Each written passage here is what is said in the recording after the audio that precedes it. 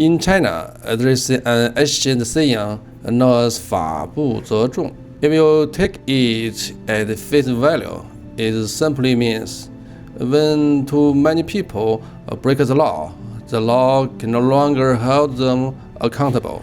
Some treat it as a ruler of exemption. As long as everyone does it together, nothing will happen.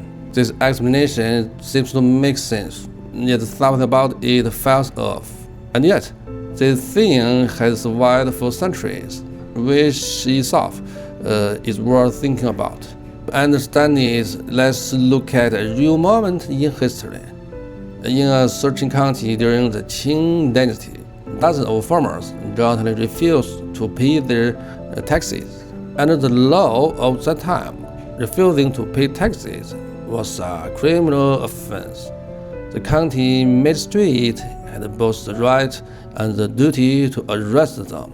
He knew who had led the group. He had the full list of participants, and yet he did not act immediately. The reason was this: if he was dealing with just one person, making an arrest was simply enforcement. But if he was dealing with dozens of people, behind them stood dozens of families, several clans, and perhaps an entire village. What had started as a tax dispute could quickly escalate into something far larger. So the magistrate chose to wait. He waited for tensions to cool, for divisions to appear within the group. For a moment, when he could deal with just a few people without confronting the entire crowd. This chart revealed what 法不责众 originally meant. It was never saying that numbers place people above the law. It was saying that when violations reach a certain scale, those in power will recalculate the costs and consequences of enforcement. At the point, the law has not disappeared.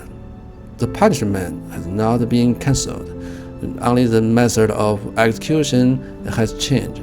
This is a governing strategy and not an abandonment of principle. Because those in power understood very clearly, if everyone is punished, the cost is too high.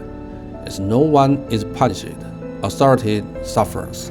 So the most common approach was to identify the ringleaders, the organizers, and the most influential figures. Remove the core, and the group often dissolves on its own. Looking across Chinese history, whether it was tax resistance, fraud, public unrest, or outright rebellion, numbers alone never guaranteed protection from punishment. What changed was rarely the outcome, only the method. Pacification, delay, dividend, or targeting only a handful of key figures rather than pursuing every participant. This is also why Chinese history produced another widely circulated thing. The gun shows the board that sticks its hideout. 法不责众 and the gun shows the board that sticks his hideout. Taken together, they form a complete historical lesson. Standing in the middle of the crowd is relatively safe. Standing at the very front is often the most dangerous place to be. What is interesting, however, is that 法不责众 originally belonged to the governing class, yet it slowly became the logic of ordinary people. This shift is closely tied to the structure of traditional Chinese society. In a society built around a village and clans, one person standing alone against the authorities had very limited power.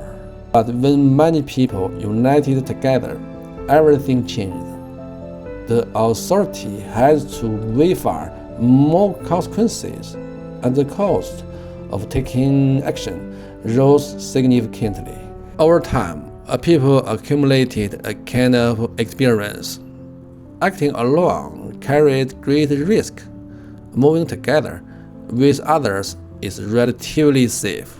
At first, there was simply a practical judgment about their circumstances, but over time, it slowly became something deeper, a psychological habit. Many people, when making decisions, no longer ask first, is this right or wrong? Instead, they ask, is everyone else doing the same thing? If everyone is doing it, the unease inside quickly fades. If all people are doing the same thing, an illusion can even form. Since everyone does it, surely there is nothing wrong. And so, everyone does it gradually became a powerful justification. The scale of the group became to replace individual judgment. The size of the crowd became the matter of whether something was reasonable. But if simply standing within the crowd would scatter the responsibility, if handing among the majority would make the consequences disappear on their own. And yet, history has always carried a quiet reminder. 法不责众 may be a rational calculation. It may be the most realistic choice in certain circumstances. Those standing in the middle of the crowd see it as a protection. Those standing at the front tend to have a very different experience.